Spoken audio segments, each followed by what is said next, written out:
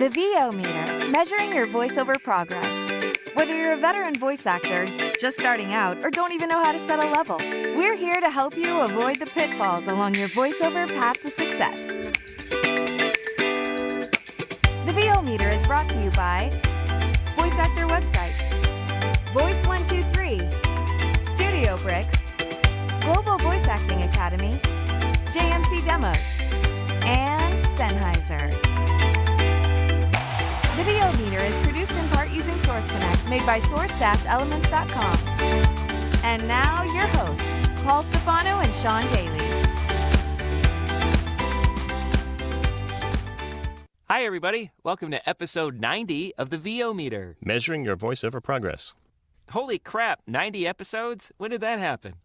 I know, it sort of snuck up on us over 6 years. I know. Got to be that our infrequent posting schedule. But that's awesome. So thank you guys for listening to us and encouraging us to go on for so long. It's been a real treat. Yeah, as we come up to the end of 2022, hopefully we'll celebrate the milestone. Well, we will, unless you just don't feel like doing it anymore. And feel free to tell me that anytime. We'll cross over 100 episodes pretty soon. It's all right. You can probably tell if I've checked out by or not, Paul. Or not. Who cares? Whatever. Indeed. We won't die. We'll just become a zombie. But in actuality, we have a pretty cool episode because we're going to talk to a woman who owns a company that I've talked about quite a lot over the years. It's Tina Dietz, who is the founder and CEO of Twin Flame Studios, a company with which I work and have worked for the last almost 4 years. And we get to hear her insights on how the company helps thought leaders change the business world and the lives of the people they work with. Yeah, I'm stoked. I mean, I've heard about Twin Flames through you, and I've interacted with them a lot because they send me auditions every now and then. So I was really looking forward to actually getting to meet Tina in person, quotation fingers. Yeah, and you'll hear that interview coming up right after our... VoiceOver Extra brings you the VO Meter reference levels. Seriously, guys, that's the best you could come up with? Hey, it's your show. So, Sean, what's been happening in your VO world? Ooh, nice segue, by the way. Lots of stuff. So I just actually, sort of on the voice acting education front, I just wrapped up an Intro to U.S. Accents class for Lewitt Institute of Theater. So it was really fun. I kind of did a very, rudimentary explanation of sort of the linguistic behind creating different accents, and we talked about the general American accent, focused on the California one in our early classes because it's kind of similar to the Pacific Northwest neutral accent, and then we took it to we did varieties of the Southern accent, New York, Boston, and then for our final class I kind of gave students the opportunity to be the instructor and either review an accent we had already covered or try their hands at a different one.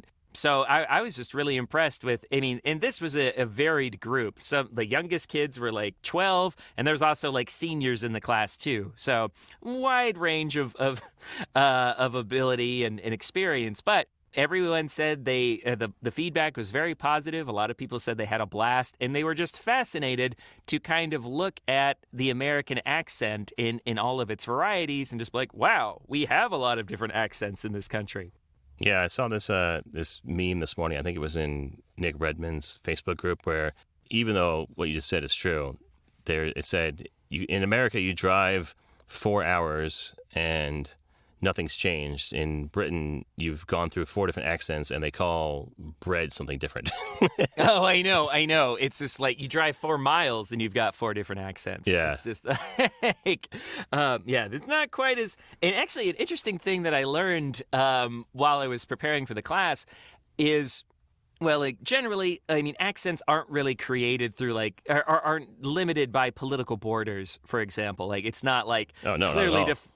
Yeah, not defined by state, not defined by country even. It's more about settlement patterns and migration patterns and stuff like that, and ethnicity influences.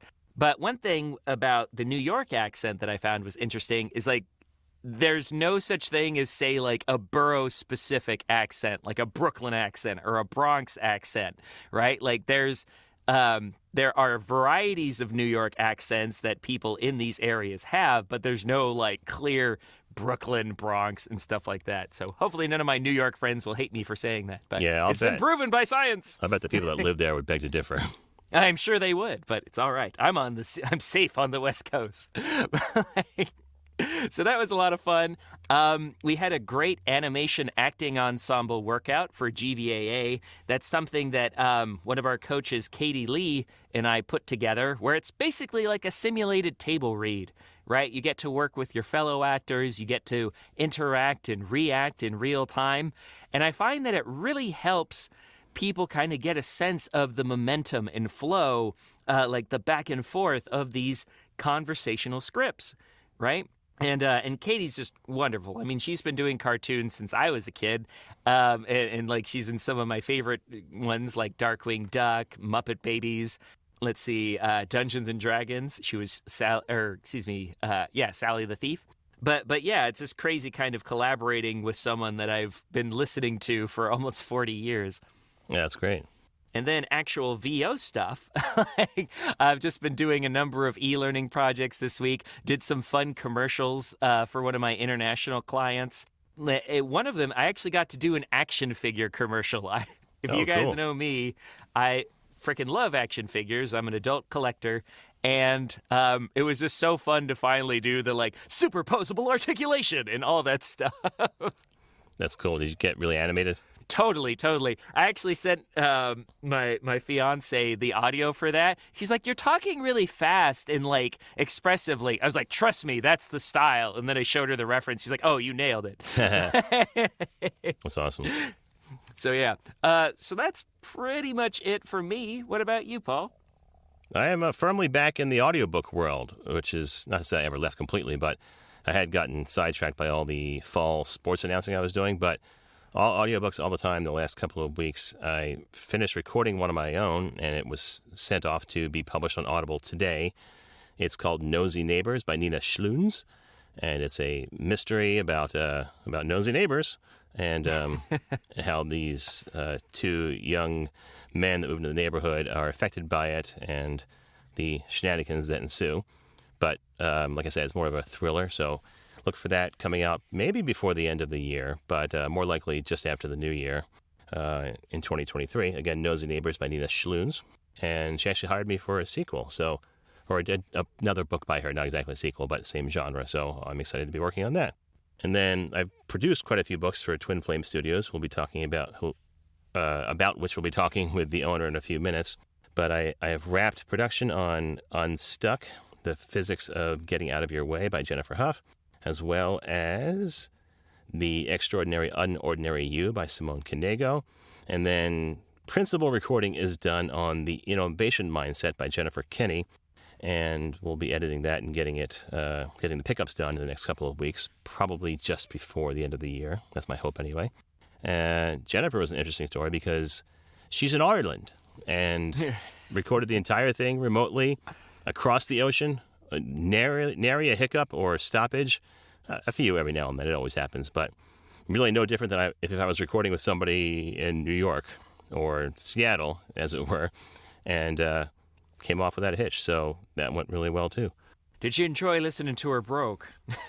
Her accent is interesting because she has lived in California for the last several decades, so it's kind of gone away. I did ask when I started that. She's there visiting family, and I said, "Is your accent coming back? Is that going to be a problem?" She said, "Oh yeah, it's definitely stronger when I'm back home." Yeah, we hear that over and over again. And actually, Paul, I was thinking because this, like, in our conversation with Tina, and just like I just noticed. Hold on a second. There's some water in my throat. Oh no! I was trying to do it quietly without making any noise. That backfired. Oh no! I hate when that happens. Oh, just let me know when you're ready. Yeah, I got to take in some air to dry it out. Okay, go ahead. So if you don't mind, Paul, I've been thinking about just a lot of the work the audiobook work you do, both independently as a narrator and production through Twin Flames. I'm just curious, is there a pattern to the titles you do, or is it just like a really diverse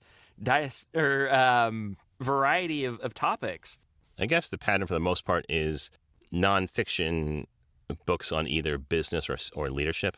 that seems to be the pattern. It's not that I'm exclusive to that, but most of the people I worked with are first-time narrators or second-time narrators, and they're not generally taking on large, epic, multicast voice pieces or multi-character or multi-voice pieces. They're mostly doing their own work written in the first person. So I guess if there's any pattern, that would be it. It's not to say that can only be the case. I have done a couple of books with multiple narrators locally, including the pastor of my church and his assistant, where I recorded both of them independently and had to match their voices. But again, it was nonfiction. So I don't know if I could pull it off with many different characters, although, as you'll hear about in the interview with Tina, with Twin Flames, we have done a production where we've had more than 10 voices on it and mix it together. So it can be done, but what was your concern, or what were you really curious about? No, I was just curious. I mean, like, we all strive for, like, different areas and in different genres and stuff like that. I was just curious if, like, what kind of stuff you like to do and what kind of stuff do you see on your desk the most often? Okay. I think locally the pattern comes from my personal contacts, because almost all the books I've done locally have come from personal referrals from people I've met over the years, and me being in different businesses over the last 22 years has helped a lot because I've touched a lot of industries and still have those contacts. So most of the books, is it most? Yeah, every one of the books that I've done locally has either come from a referral or is somebody I actually know already, and they said, hey, I just wrote a book, can you help me? Awesome. We were just talking about, like, I was leading a workout for GVA this morning, and people, like, the marketing question comes up. And I was just like, yeah, some of my longest, like, best clients were from referrals, from meeting people at, like, events like VO Atlanta or just, like, at regular meet and greets, you know? Yeah, I think that's always the case. In almost any business where you're responsible for sourcing your own business, they will tell you that the sales trainers and people that are leaders in that business will tell you your best business is from referrals. They're worth their weight in gold. Definitely. And like we were saying, it can be very helpful to either do something like, say, an industry conference or even a training workshop, right? There's just something much more palpable, and it's so much easier to make, like, a lasting impression on someone in person, I think. I mean, my first voiceover client was like, I was a fellow teacher when I was in Japan, and I wasn't even like an official voice talent yet. I was still training. I didn't have demos made or anything, but I was confident enough that I was like, hi, I'm a voice talent. And they were like, really? I need a voice talent. And then we worked together for like 7 years. Mm-hmm. That's great. It doesn't have to be in person, though. I've referred much business to people I've never met in person, just over That's true. Facebook groups or Zoom, especially over the pandemic when we had a lot of online conferences. There's plenty of people I've referred business to who I've never met in person. Excellent. And I think it, like, kind of to edit that point a little bit, like, I think it's easier to give an impression in person just because, I mean, you can be more relaxed and people might have a positive association with you. But if you put yourself out there, like if you showcase your personality or if you're really resourceful or very helpful, then people will remember that. Right. So maybe you're an introvert like me and you don't want to go out to all these social events. You don't have to. But you could still, like, pay attention to people, ask questions, and again, be helpful or interesting or funny, and people will remember you for those things too, and those referrals will come around. Or you might be snarky and full of piss and vinegar most of the time. That could be memorable too. Yeah, I still don't know if he's serious half the time. So that wraps up our VO meter reference levels. It's now time for questionable gear purchase. So I have a couple of non-questionable gear purchases I will talk about in a second. Do you have anything you want to address first? Sure. So couple of things. Like you said before, I had picked up a new USB mic, the Rode VideoMic NTG. And I like it overall. It's super directional. We were experimenting at that workout earlier. I was trying to explain polar patterns and supercardioid versus that. And everyone's like, wow, the sound drops off so much when you turn the mic away from you and stuff like that. And then, so I like that we have a portable, affordable shotgun mic that I can use for web conferencing or travel. But I'm still having there are some things about it that I'm less a fan of. For example, you've got this great gain control on the back, for when you're plugged into a phone or a camera, for example. But when you plug that into a USB port, like if you use it as a USB mic, that goes from being your mic gain volume to your headphone gain volume. And I really would have preferred the other way around because you have to actually adjust your input volume in your preferences, in your audio preferences. And you guys know that this was sort of my replacement for my Apogee mic. And while I wasn't a huge fan of that, I liked that you had a tactile button that you could adjust, or a tactile dial that you could adjust the volume for. And right now, I'm on the 416 right now, but maybe next time I'll use the Rode. But it's very hot. It's a very hot mic. Like I have to have the 20 dB pad on the lowest setting. Really? Or like the lowest gain setting, just so I'm not peaking when I get excited. That sounds messed up. Yeah, I don't know. I got to do some more troubleshooting. Maybe it has to do with my other issue that I've been having lately, and that's been kind of navigating the limited ports on my MacBook Air. My Mac Mini is still at my last house, so I haven't transferred that over here. So I've been trying to experiment with adapters and dongles and things like that. And it's been a mixed bag. Sometimes it just works, and then sometimes I get strange issues with my peripherals, like just a reminder not to plug an interface into a hub if you can help it, because you might have some weird behavior. Like I've been plugging in the Portcaster into a couple of different hubs, and I have this really weird problem where it like hijacked my headphone output. And like it almost blew out my ears because it raised it to a painfully loud volume, and then I couldn't physically adjust anything. Like I was just like riding the pot up and down, and it was making no change. It's funny you mentioned that. Stephen Coghill, who has recently joined us on staff at Twin Flame Studios as well, found an issue with the new MacBook Airs that because they only have that one USB-C port, it's not powerful enough for a lot of the interfaces and mics that we have been recommending to people. So they were trying to power an MV1, the Shure mic, and that port did not have enough juice from the computer to power it. So watch out for that too. The MacBook Airs seem to be incapable of powering a lot of audio equipment that a lot of us are probably using. That is really interesting. And speaking of power too, sometimes I get better results like if the laptop is plugged in, for example, or if I'm using a powered hub, right? Oh, I think that makes a difference, yeah.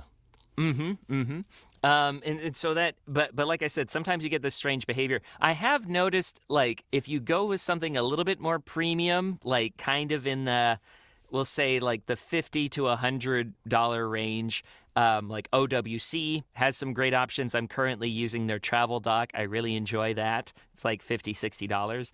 And then, so that didn't have any issues really. But then if you just like this $20 dongle I got from like my Fred Meyer tech department, like did not, was having some strange behavior with it, right? So when it comes to these peripherals, audio peripherals, ideally connect directly to your device. Don't go through a dock or a hub, even if you're eating up one of those valuable ports. And that's another thing I noticed too, is that like if you don't get a premium dock or hub, you could damage your computer, right? Like I've heard, especially if it offers something called power delivery or PD. Usually it's a USB or Thunderbolt port on the hub. And then you sort of, instead of plugging your charger into your laptop, you plug it into the hub and then the hub into the laptop and it charges it that way. So, like I said before, had that weird audio output issue, but on top of that, like my port seems a little less reliable now, the power port. So I don't know. I don't know if that's kind of just the shelf life of these MacBook Airs, like maybe just something we haven't seen yet because they're so new. They only came out 2 years ago. Or maybe it's just like more likely the third-party issue, and that's why it's just really important because you can find these things everywhere on Amazon for $10, for $20, for however much. But I really encourage you to research some of the more well-known brands like OWC or Kensington or CalDigit, and just to make sure that you might be spending $100 on a dongle, but it's better than your $1,200 laptop dying because you went cheap, you know? Yeah, absolutely. The whole concept bothers me of downsizing the ports. As someone who's always used a ton of peripherals, I hate that they're diminishing them down more and more, both on computers and phones and tablets. And it seems like it's causing more trouble than it's worth, except for their bottom line. Exactly. I mean, Apple doesn't care if you have to buy something new every couple of years. But it's so funny. They kind of painted themselves into a corner. I don't mind if you're we have one device that's focused on portability and lightweight, small, thin, whatever. But if you try to do that across the board, like you said, you get a lot of angry professionals, especially when they remove some of the older ports from the MacBook Pro, like the 2016 through the 2019 models, I think it was. And then now it reintroducing the SD card slot and the HDMI port and stuff like that too. Yay, they gave us back this the de facto. That's why I still have a 2015 MacBook Pro. Nice. That was one of the last models that I used as well from Intel. Yeah, thing's just like a tank. It has all the ports I need. Perfect. Excellent. So other than that, I just bought some weird random pieces of gear as well. I'm experimenting with having a stereo mic bar on my boom arm. One, because it's the blue Compass, so it's super strong, and I'm just trying to find ways to add weight to it. Yeah, you can hang a small toddler from there too. Pretty much. It's ridiculous. I'm amazed that I found something that works for what I have. I actually had to buy a new shock mount because my the Rode one with the Lyres, it actually broke. Oh, yeah? Not the one that came with the NTG. This was, but my previous one. It was the Rode 428S or something like that. The Rycote / Rode shock. Yeah, I was gonna say, isn't it Rycote sourced and they just put their name on it? Exactly. And then. Yeah, so was that one. And so anyways, one of those Lyres broke, and I tried to get a replacement or even just use the ones on the Rode, but it's it required a proprietary hex key or something like that. Anyways, it was way more trouble than it was worth. So I went to my local Guitar Center, which is only 10 minutes from my house, which could be a good or a bad thing. And anyways, I picked up a shock mount I've used before, actually, called the Sabre Psalm.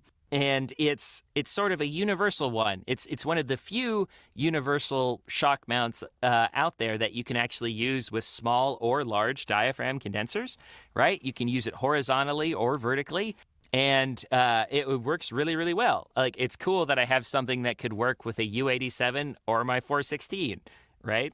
Yeah, that is unique. And then, so got the stereo bar, and then I was running low on my quick release connectors, right? Those things that make it really easy to swap out mics on a stand or a boom. So I picked up one more of those, and I think I'm set on gear for a little bit until I buy my next computer. Never a dull moment. Indeed. So what about you? Tell us about your sensible gear purchases. Well, full disclosure, I didn't purchase anything, but Lewitt, the audio company, sent me a couple of pieces of gear to try out. One is the Connect 6 audio interface, and then also a LCT 440 Pure large diaphragm condenser microphone. So I'm using both of those right now. You're hearing me on the 440 and through the Connect 6, and I've been using them the whole episode. Not for the interview portion that is upcoming, full disclosure, that was done on my other studio equipment, but for all the pre-show, the questionable gear purchases, and VO meter reference levels, you're hearing the 440 and the Connect 6. Now, let's talk about some of the features. The Connect 6 has 2 studio-grade preamps for microphones or instruments, a stereo aux input, 1 mobile in or out, 1 power in, 1 stereo speaker output, 2 balanced jack outputs for monitors, and 2 independent headphone outputs. Then it also has 3 software channels for routing audio, 1 loopback channel for capturing system audio, which is actually how I'm recording Sean right now, 1 mobile output for sending audio to your smartphone or tablet, and 2 independent mixes that you can use to send to any of the outputs. So it's very flexible. It also has some processing. So it has independent phantom power on both channels, which is not always the case. The AGO 6 that I use most of the time in my studio does not have independent phantom power. It only has it on 1. 2 independent mute switches. Has 2 independent high-pass filters. I'm not using the high-pass filter right now, but now I will. And now we're being high pass filtered. Is that a phrase? We're being high passed. We're being, yes, filtered high passingly. It also has some live effects that you can apply, like an equalizer. It also has a compressor and a expander, which I thought was really cool because I've messed around with expansion live before with outboard gear. And also I've tried it with some onboard processing through the Apollo series from Universal Audio. But I was excited to try this out, so I'm actually going to turn this on now. No, sorry, that's the equalizer. I will not change anything here. I'm going to turn on the expander. And the cool thing about the expander is that if you're actually talking live, it has the spectrograph that will show you where your signal is. And you can just take this slider bar and move it to where your peaks are, and it will automatically set that level or show you the level of where the expansion's start or end. So if I take it to where I was peaking before, and it starts off with a default threshold and ratio and attack and release, but you probably won't hear anything different because the booth is pretty solid to begin with. But it is approaching rush hour here on the East Coast, so this is when I've always had the most issues with rumbling and highway noise. So maybe this will help. And listeners, tell us if you heard a difference between when I turn on the expander or not. So that's running right now. Again, we have an equalizer. So let me pull that up, see if there's anything I can mess around with in there. So I can adjust things like boost the mids to about a 200 and see if that changes things. Bring down the low, or bring up the low a little bit. And any change in my voice when I make these adjustments? Hi, it's now Paul. Oh, I'm a little bit louder, I can see. A little more gain coming out now with the low end taken out. But yeah, you can mess around with that if you want to. And then there's a compressor, which, let's mess around with it. What the heck? Let's do a quick, turn up the ratio a bit. Slightly longer attack and longer release, and that should make it sound way more radio-like. Do you hear it? Hi. Oh, yeah, a little bit. Mm-hmm. Yeah, coming at you. Top 40. So aggressive. Come join us at our super delicious holiday ball coming up by Mix Blah Blah Blah. Yeah, there we go. I was going to say something like blah, blah, blah. Yeah, blah, blah, blah, yeah. All right, so let me turn all this off. And yeah, so far I've been impressed with this thing. I've been I'm always looking for ways to record incoming audio because that's what we do here. We record a podcast. So anything that helps me do that, it makes things easier, I'm a fan of. I do like the sound. I have compared it to the AGO 6, and they sound kind of the same to me, which is a good thing. I don't like when interfaces have their own coloration. So it's very, very clean, very pure, much like the microphone we'll talk about in a second. And I love the flexibility. So thank you, Lewitt, for sending this out for me to try. Oh, I also took it on a portable job. Well, not job. I recorded my daughter's holiday concert last night, but I took my MacBook Pro I was just talking about and the Connect 6. Never tried this before. I just threw it in a bag and brought a bunch of cables with me, and I asked the band director if he wanted me to record, and he said, sure. They always take free volunteer help. So right on the spot for the first time, without any instructions or tutorials, I was able to get the Connect 6 up and running on the road in a high school auditorium and recorded the concert. So it's very portable as well. Barely even knew it was there. That's awesome. Very cool. I was watching some materials about it before we met today to prep for the episode, and I remember Podcastage talking about it. So correct me if I'm wrong. It's about a $300 unit, right? Like $299. $299 on their website right now. Yes. And regarding the preamp quality, I think it's right in there with like the $150 to $300 units. And of course, the extra cost is, like you said, because of those additional features and what was really like the DSP, the digital signal processing. And what I love is that just the level of flexibility that you have, because unlike certain other units in that price range, you can adjust the presets. Right? Like they're not set templates that you can't touch. Mm-hmm. So I thought that was very cool. And for someone who likes to use DSP, who wants to have that flexibility over it and not be a slave to the prescribed templates, this could be an option for you. Yeah, on the note of those preamps, I forgot to mention, they have up to 72 dB of gain. Damn! So they can power a rocket ship if you want to.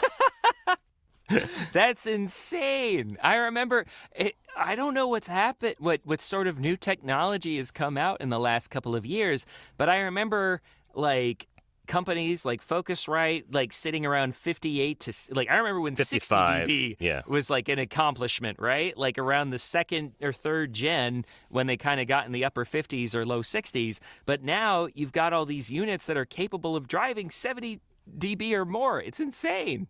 Yeah, so for our listeners who don't even know what the heck we're talking about, certain mics require more gain to power. Your general large diaphragm condenser only needs about, 40 dB, maybe 50. But some of the dynamics, especially for the podcast realm that people like to use, like the Shure SM7B or the RE20 or the PR40, they need a ton of gain. And the Shure SM7B probably needs every bit of 70 to sound good. So to have a interface in this price range that can power that is pretty cool. Yeah, it used to be like when we started the podcast and like a lot of people were using a third or like an analog preamp in order to get enough gain to power mics like the Shure SM7 or other dynamic mics, or they might be using an inline amplifier like the Triton Fethead or the Cloud Lifter, for example. So now, interfaces have just got better and better, not only from a sound quality perspective, but like the level of clean gain they can provide. You don't have to spend $500 or $1,000 just to get those dB levels anymore. Right. So that's the interface. Let's talk a little bit about the microphone. So again, I'm using the LCT 440 Pure by Lewitt. This is a condenser, pressure gradient condenser.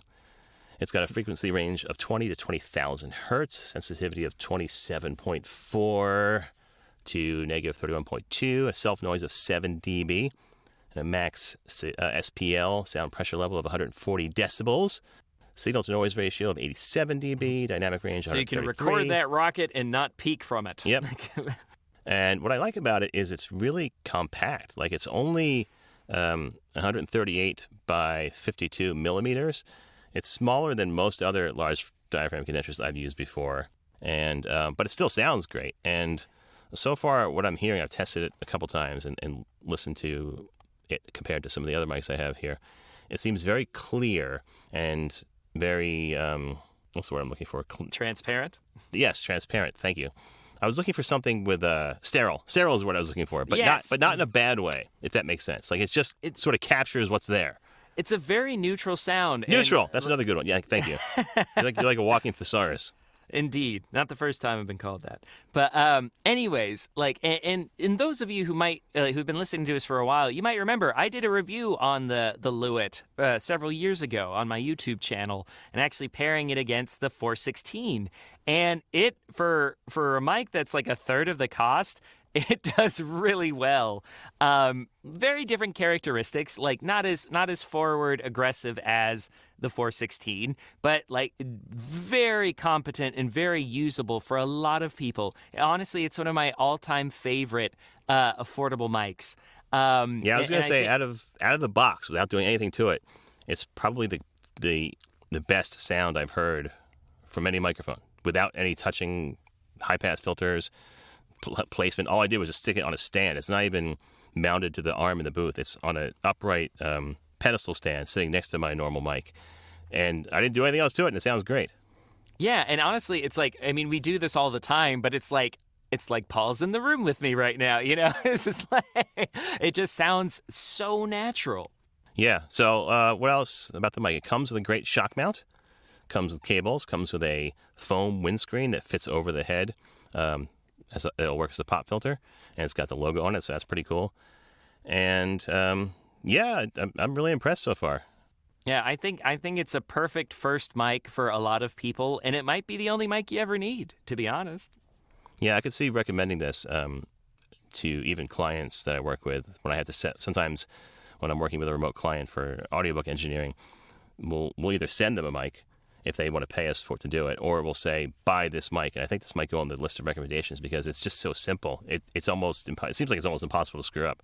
No, it's great. It's very idiot-proof. I actually got exposed to it because one of our GVA members had saved up their money for their first condenser mic, and I gave them a few options, and I told them, I was like, I haven't used this mic, but I'm intrigued and confident about it. She's like, well, I'll give you the money. Would you test it out for me? I was like, okay. So, I mean, of course, I sent it to her when I was done testing it, but I was just really impressed. For the price, you've got an excellent shock mount. The pop filter, though it attaches right onto it magnetically, is actually pretty good as well, considering how closely it's positioned over the grill.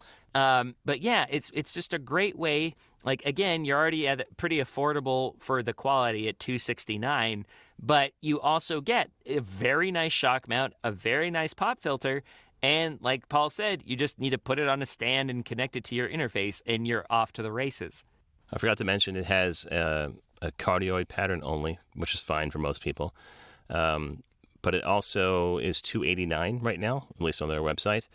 And that's right in that sweet spot of the Audio Technica 3035 or 2035, the Sennheiser MK4, the Rode NT1, all in that sweet spot of about $300, where I think you said, too, that once you get to that range, it's kind of hard to go wrong. And this is just another instance of that being the case.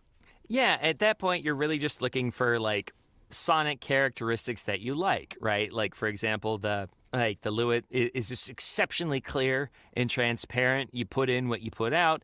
Like, for example, the Rode NT1 and the SE2200 might have a little character to them as well. But you can't really go wrong. And I was really happy to hear that you had that Lewitt had sent that to you, just because I have such a fondness for this mic. I did want to say, as Paul mentioned, this is the pure model. It's their slimmed down model. It doesn't have any switches or adjustments that you can do. But Lewitt loves their tech. So if you want some of those features, you can look at their 550, their 940, or their 1040. Models, and they just keep on adding more and more features. The 1040 is ridiculous because it's like, let's see, it's got a power supply because it actually is both a FET and a tube. So you can kind of play in between those and get the exact... I think it's 940, or maybe they reintroduced it. It says 940 on the website. Okay, they should have both, I do believe. I think Jordan Reynolds did a review of their most recent one. Oh, okay. So yeah, so basically, depending on what level of sophistication and how much you want to spend, there's a Lewitt model with your name on it. So that wraps up questionable gear purchases. We will get to our interview with Tina Dietz right after a word from these sponsors. Walgreens, because it's flu season, and you live in a place with doorknobs and handrails and, people. We tried booking a vacation rental on one of those other websites. They don't always tell you everything. The stars take it to the red carpet. We are back live from the red carpet. California leads the way for change in America, and so does Kamala Harris. Rated M for mature. Claire Redfield. And who exactly are you? So, yeah, what hashtag should I use to describe a grown man in a tuxedo wrestling a goat? And prior to 1933, many of them belonged to a variety of political parties that were now outlawed in Germany. This is the story of how Q got curly. Quinn was crazy about curls. Curly fries, curly straws, curly-haired dogs. Hey, Jay Michael here. Thanks for listening to the VO Meter podcast. It's one of my favorites. If you're looking for a great demo like the ones you just heard, check out jmcdemos.com for more information. Hey, Paul, did you know Voice123, the largest online marketplace for voice actors, just celebrated its 20th year anniversary? Whoa, really? That's amazing. Doesn't really surprise me, though. I've used Voice123 since the beginning of my career. I remember way back in my first year where I booked a job as a hypnotist. I actually got to say, "You are getting very sleepy," on a radio ad.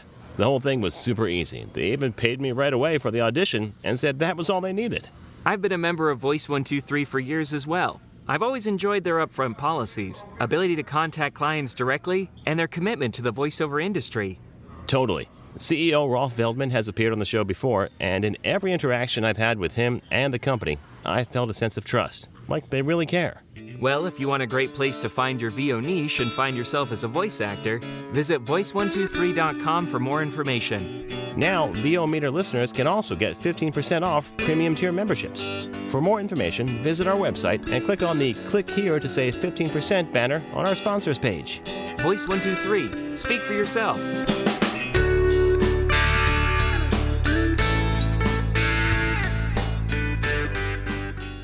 How many times has this happened to you? You're listening to the radio when this commercial comes on, not unlike this one, and this guy starts talking, not unlike myself. Or maybe it's a woman that starts talking, not unlike myself, and you think to yourself, geez, I could do that. Well, mister, well, missy, you just got one step closer to realizing your dream as a voiceover artist, because now there's Global Voice Acting Academy. All the tools and straight-from-the-hip, honest information you need to get on a fast track to doing this commercial yourself. Well, not this one exactly. Classes, private coaching, webinars, home studio setup, marketing and branding help, members-only benefits like workouts, rate and negotiation advice, practice scripts, and more. All without the kind of hype you're listening to right now. Go ahead, take our jobs from us. We dare you. Speak for yourself, buddy. I like what I do. And you will too when you're learning your craft at Global Voice Acting Academy. Find us at globalvoiceacademy.com. Because you like to have fun. Hi, everybody. Thanks for joining us for the interview portion of this episode. Our guest today is Tina Dietz. She's an award-winning and internationally acclaimed speaker, audiobook publisher, corporate podcast producer, and vocal leadership expert who has been featured on media outlets including ABC, Inc.com, Huffington Post, and Forbes. Tina's first podcast, The Start Something Show, was named by Inc. magazine as one of the top 35 podcasts for entrepreneurs, and Tina's company, Twin Flame Studios, amplifies the influence of brands and leaders through high ROI audiobook and podcasting solutions. So ladies and gents, please join me in welcoming Tina Dietz. How you doing, Tina? I'm doing great. Thanks so much for having me on the show. Thanks for joining us. Yeah, Tina, thanks so much for being here. Our listeners know I've actually talked about you and the company quite a bit, probably every episode for the last 3 years at this point, because you and I met almost 4 years ago by virtue of a random Facebook post where you were asking for someone who had experience recording a remote author. And I said, I was having this exact same idea, basically the exact same time, and I think I can do it. And we did. Turns out we did. We produced a fantastic audiobook, and now we produced, about 150 more since then? So wow. At least, yeah. It's been, we've got 95 just this year alone. So I've appreciated every year and every minute we've worked together, and I appreciate you being here on the show today. Thanks for coming. Oh, I appreciate you too, Paul. You're the inspiration and catalyst for getting some of this, all this crap done. So he's the catalyst for a lot of things that happen around these parts too. Yes. So tell us, Tina, we mentioned it a little bit in the intro, but what kinds of clients do you work with, and who can benefit from working with Twin Flame Studios? Well, we work exclusively with nonfiction. So our clientele are people who identify as leaders or thought leaders. They're executives, they're founders. A lot of them are business owners of some kind or another, consultants, coaches, speakers, people who are really looking to get their message out to the world, leave it a better place than where they found it. And they're building a platform to do that with. So they are out there speaking or coaching or putting together materials, and certainly writing a book falls into that category. So we take that ball and turn it into audio and run with it, both from the audiobook standpoint as well as podcasts, and then all of the marketing materials that go with those types of audio assets.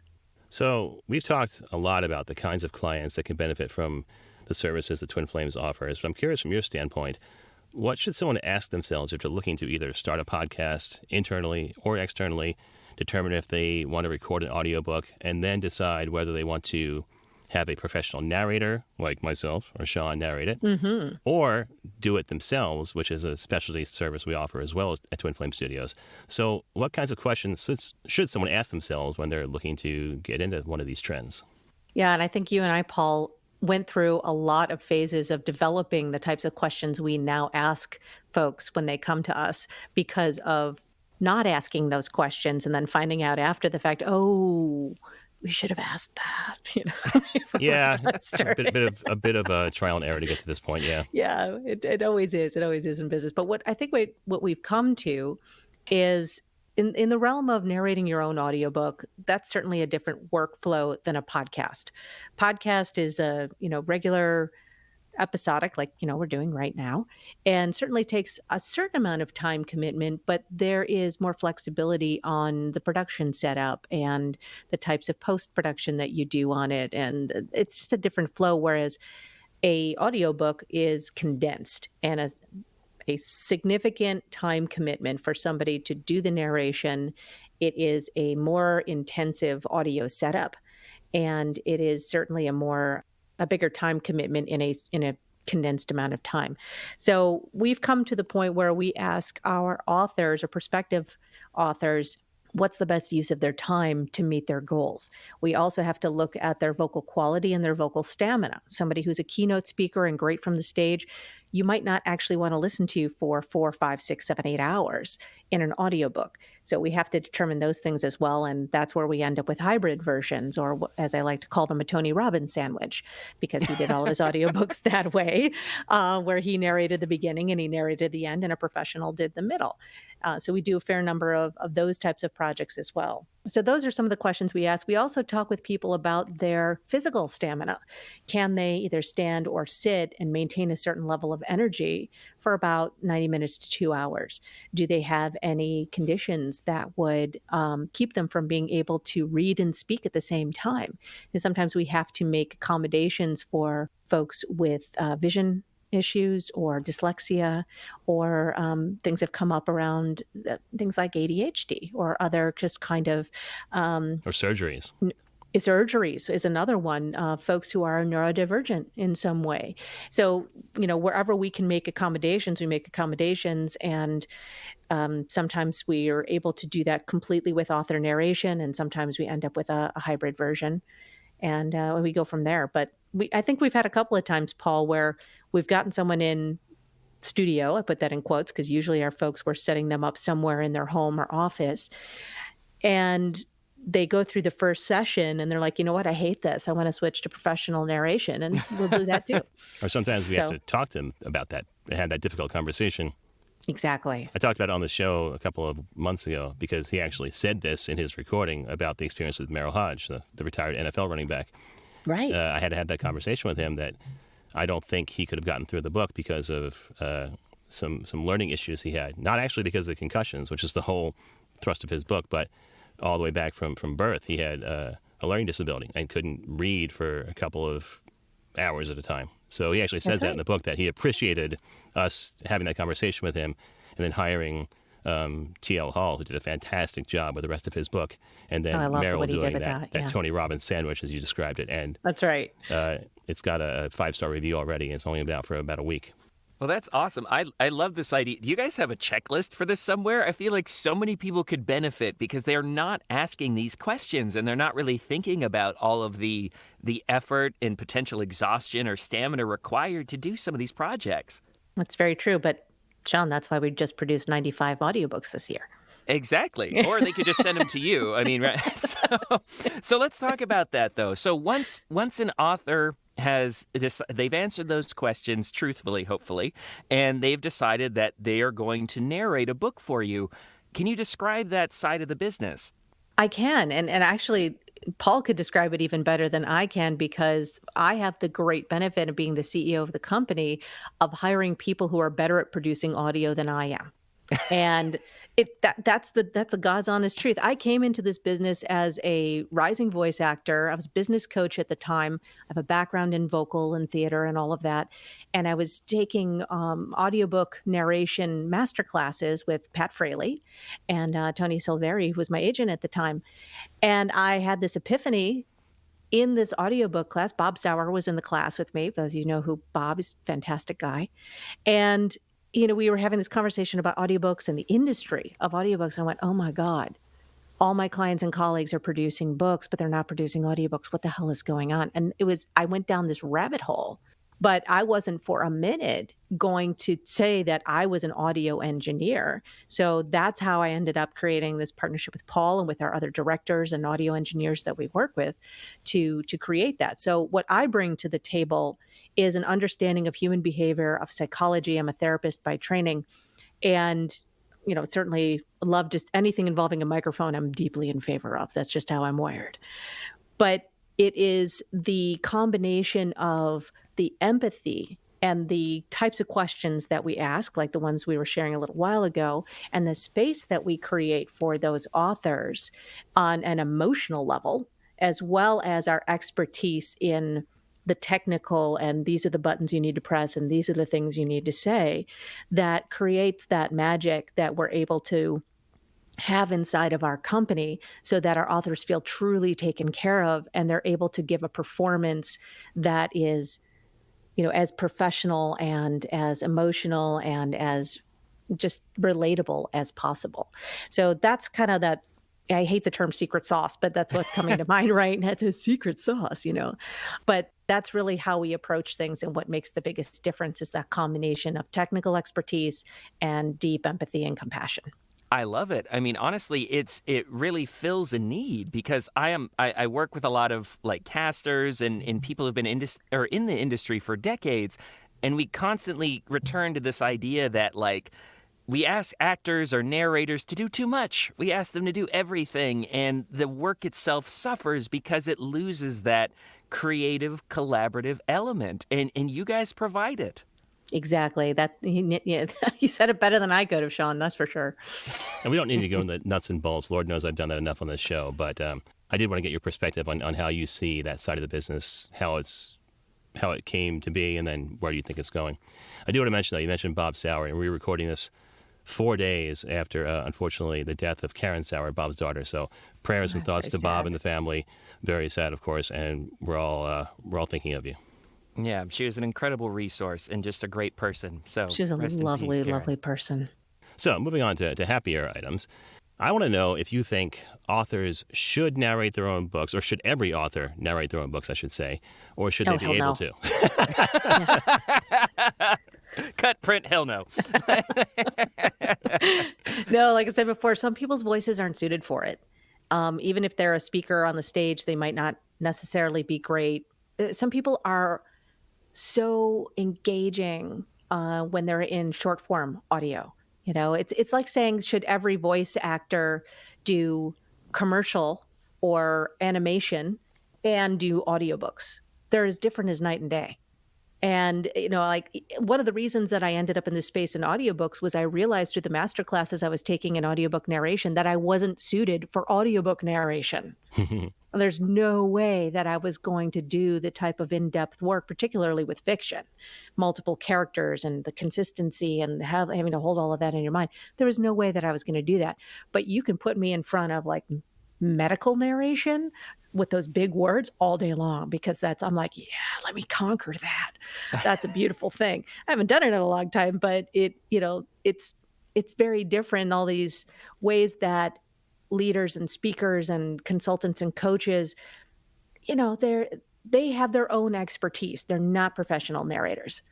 So we have to make sure that their voice is going to be pleasant for the audience, that they have the stamina, that they have the desire to do it, and that there is some enjoyment in the process for them, because who wants to listen to Bueller, I'm reading my book off the page. Mm-hmm. This is the words I'm saying. Are you listening to me? Like nobody needs that in their life.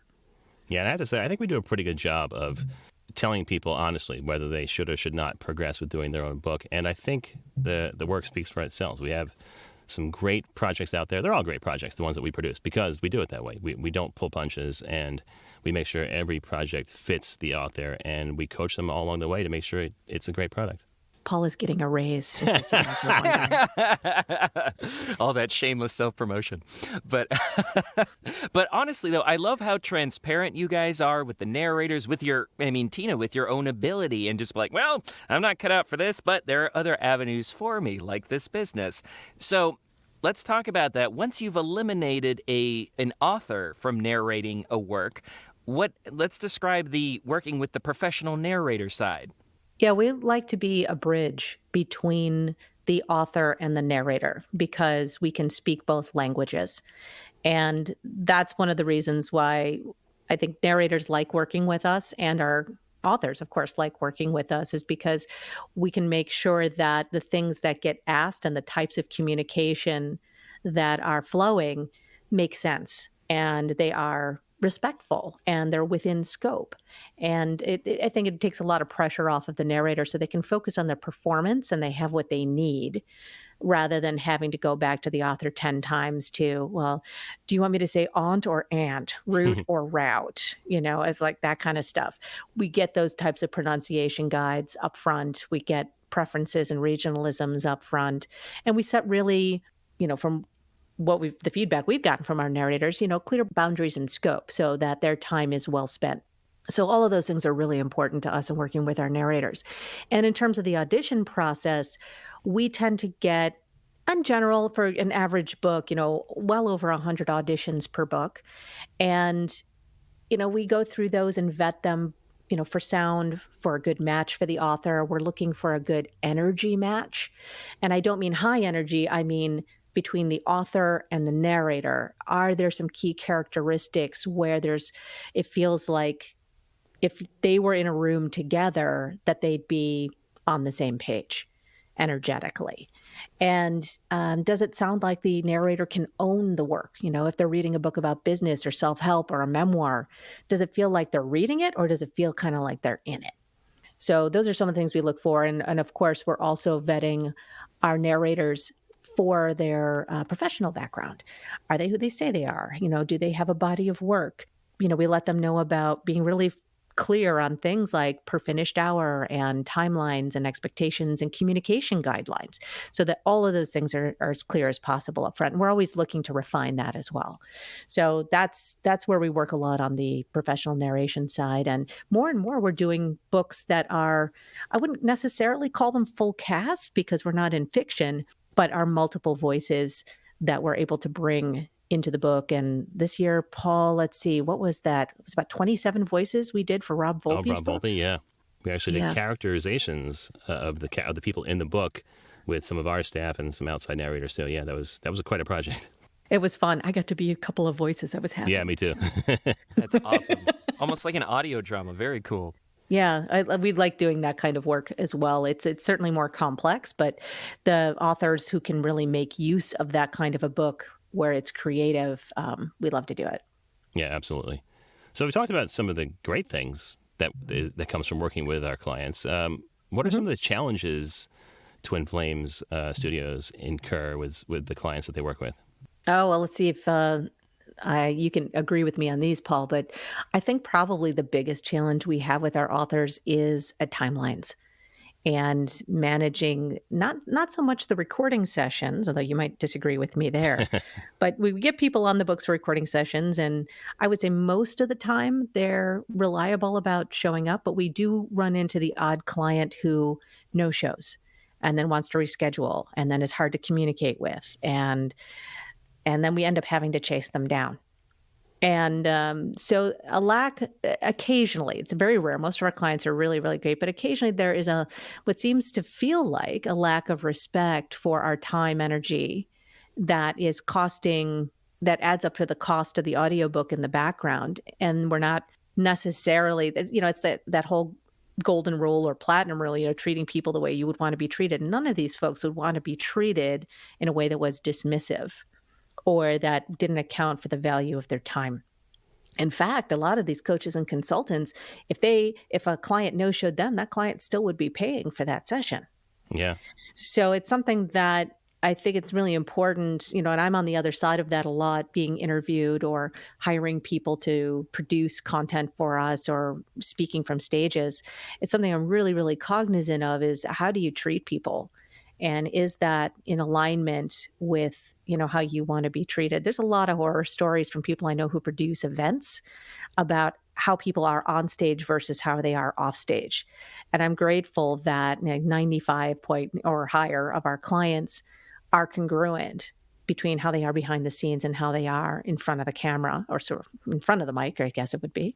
But occasionally we do run into folks, and a lot of it's timelines, getting back things from them on a timely basis, reviewing their files so that we can actually publish the audiobook for them. We just need you to listen to the damn thing. So, and that's not a surprise. We're not springing that on them. We it's coming. So put it in your calendar. And, we're happy you're enjoying the project, but we'd like to complete it at some point. Yeah. That's a really nice. We should have you do a little PSA there, Sean. Oh, I think part Your of it book is is very important to us. So important, we'd like to finish it. I think part of that, Tina, if I could just interject for a second, Sean, I think part of that is the intimacy of the medium. So since we're working with up-close audio, the audiobook medium is basically, we describe it as talking to someone's ear. And a podcast is not too different. So, and then because we're recording with most of our clients in their homes or offices, we see all the warts. So when I'm sitting with someone for 14 hours to record a 7-hour book, I'm going to hear their dog fart in the background.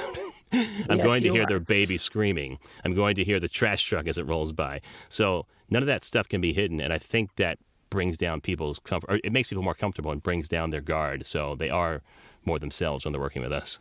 That is true. And I think that's why we, by and large, don't have any issues with our clients. And really, it's just people being busy, and they're not intentionally, trying to cause any issues and all of that. But it is making sure that you find the time to review the work so we can, get your voice out to the world. That's the point. Nice. Well, speaking of time, like you said, it's very important to be cognizant of the time it takes to do a project. What about the best time to launch an audiobook? Couple of different scenarios that really work well. One, and it depends actually on budget. If you've got a really big budget and you're going after Wall Street Journal or USA Today bestseller status with your book, and you haven't launched the other versions of your book, then you've got a lot of PR that you're doing, interviews, and you're working with a team, then we might want to take a look at getting your audiobook done sooner rather than later so that you're catching the audio as part of that wave of marketing and PR that's going out. However, if you have a smaller budget, you're doing it more yourself or with an assistant or virtual assistant, or you've got a smaller team, then using your audiobook as an additional opportunity to extend the life of your launch is generally what we recommend. So usually you'll see the ebook and then the hardcover and then the paperback or some variety of that order, and then the audiobook. And so there's generally good reasons for that because it allows you to remarket the same material to the same audience, but in different formats. So with our authors, a lot of times we will recommend that their audiobook releases anywhere from 3 to 6 months after their initial book launch so that they can take advantage of that, kind of second wave of marketing. And then there's additional strategies in the way you distribute an audiobook that you can use as well. Our entire orientation around using podcasts and using audiobook is to build a platform, to build thought leadership, to build audience. And so in order to do that, it's not just about the fact of having an audiobook or the fact of having a podcast. It's all the materials for content marketing that get generated from those assets and then distributed over time to a very focused audience. And that's the strategic part of how we think about our work with our authors. So we talked about the audiobook business, or side of the business. Let's talk a little bit about the podcasting side, which is something I was involved with early on with the company. But because we grew so exponentially, I haven't really touched in over 2 years. Tell us about the podcasting side of Twin Flame Studios. I am deeply enamored of podcasting. I think my first podcast interview was back in 2013 or 2014, before John Lee Dumas and Entrepreneur on Fire and before true crime kind of took over the airwaves. And so the way that we approach podcasting, again, is this idea that we are building thought leaders worth listening to, that we're creating messages that are low-hanging fruit for people to learn who you are, learn what you're about, and that create a lot of really high-quality content that you can use over time and repurpose in different ways. So when we're looking at the audio content of a podcast, we're also looking at the strategic goals of the person who is creating that podcast or the company creating that podcast. And how can we use a podcast to meet those goals of the company? Whether that is to strengthen the internal culture of a company, if it is to meet content marketing goals, if it's to improve the influence and standing of that individual team or company in their industry. Those are the places we tend to work with our podcasts and how we think about creating those podcasts. And we love to work with our authors who then want to use the themes in their book to start to create a podcast because it's low-hanging fruit. It's something that they easily can start to convert from the book format into a podcast, that even in a short form podcast or a limited series podcast, it doesn't have to go on forever, provides such high quality resources for them to use over time to build that audience and to build that know, like, and trust factor that we all need when we're looking at being known as an expert in a field. Awesome. Wonderful. So, Tina, if any of our listeners are authors or influencers or thought leaders and feeling that pull to start their own show, what would you recommend they do first? The very first thing is to look at what are your goals for the next year, particularly in the realm of marketing. And podcasting really fits well into content marketing, relationship marketing, and influence marketing, all of which are highly related to each other. So I am very much against, most of the time, using a podcast as a direct route to generate sales and basically using it as a commercial or something that is very advertorial. I don't love the podcasts that are very blatant, that if you are a guest on the show, you are being targeted basically by that host as a potential client. To me, that feels like a bait and switch and kind of predatory.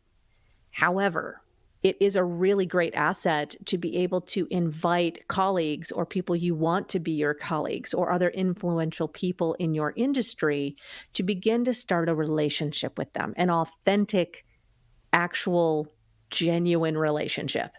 So, and it opens a lot of doors for folks. And one of our shows that we started, and it got so popular, they ended up taking it into their in-house. They actually hired people in-house to handle the podcast because it got big enough to do that. It was a show called Unique CPA, which is still in production.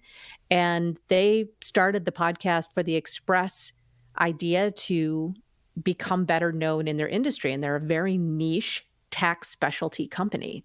And the podcast worked. It generated content marketing for them that showcased their humanity and opened doors for them to have conversations with people they really wanted to have. And the host ended up being called out in the top 100 in public accounting, which is a big deal in public accounting, specifically for the show. And it opened a lot of doors for them as speakers and as experts in their field. So those types of shows are very gratifying for us to showcase. You know, we've had people organically get called out in the Wall Street Journal specifically for their podcast content.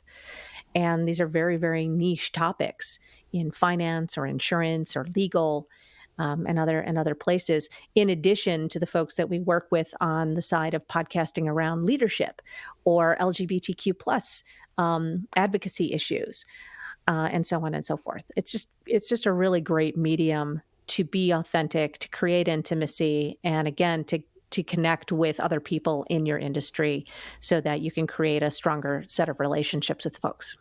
Yeah, that's a great point. The Unique CPA is a great example. It's a show I started producing when they first came on. It sounds like you don't want to mention the client's name, but I can tell you that he spent more time or as much time talking about his love of craft beer than he did about tax accounting. And I think that really helped to, like you said, create intimacy with his clients. Absolutely. No, we can mention Randy. Randy's fabulous. Actually, the show that we're launching a flagship show for Twin Flames next year called Drink from the Well.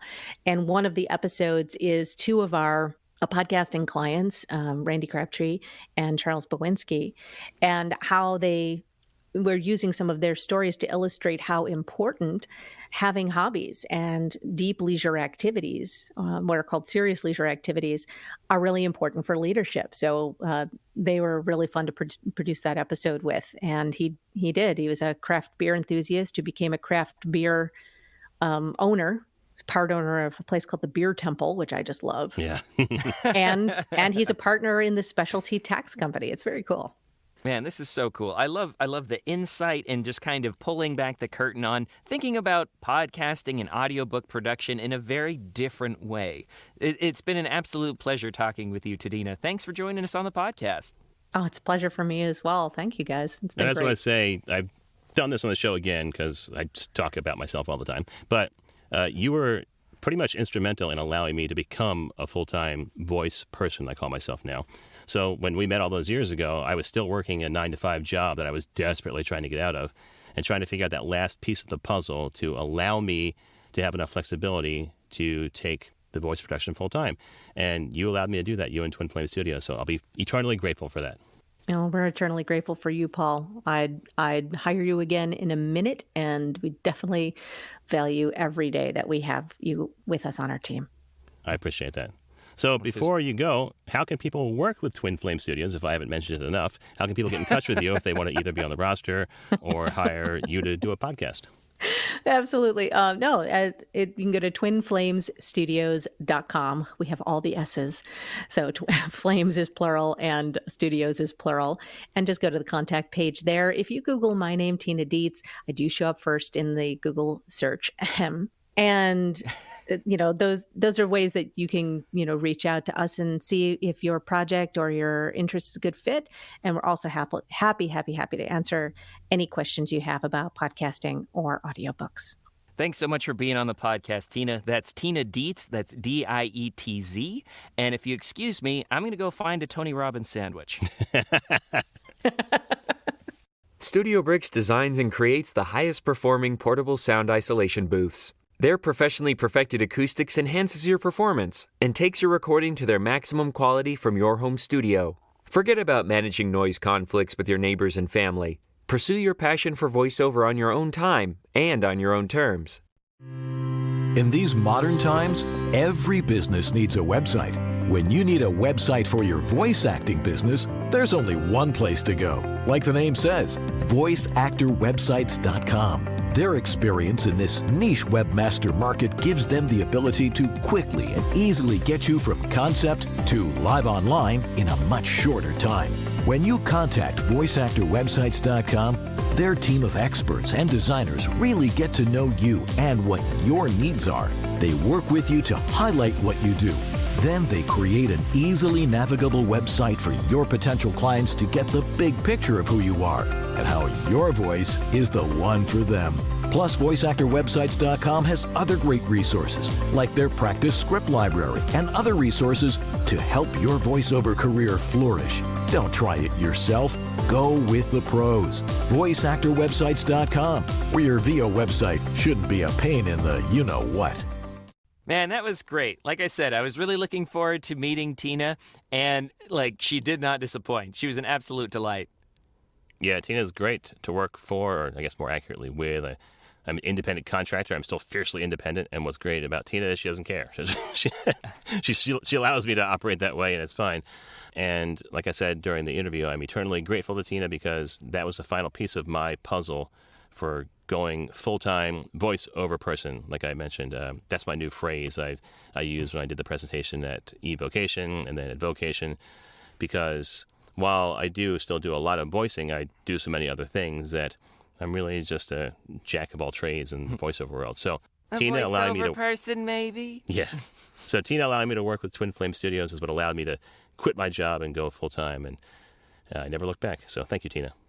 That's awesome. Yeah, we had a whole episode talking about that mindset of acting roles are finite, so it helps to have those associated jobs on the periphery, right? So that you can still be involved with the thing you love, when those finite roles are not available. So that wraps up this episode of the VO Meter. Measuring your voiceover progress. We just wanted to say thank you to all of our listeners for continuing to support the podcast. We just wanted to wish you a very merry, happy holiday season, whatever you celebrate. Even if you don't celebrate, we hope you have a great, strong end to your 2022. Happy holidays, all of you and yours. Happy New Year, and please help push us to those 100 episodes and 10,000 downloads. We would be eternally grateful as we head to the new year. Thanks for listening to this episode of the VO Meter. To follow along, visit us at www.vometer.com. We'd also love to hear your comments or suggestions for the show. Or if you have a questionable gear purchase, tell us all about it on our Facebook page or on Twitter @the VO Meter.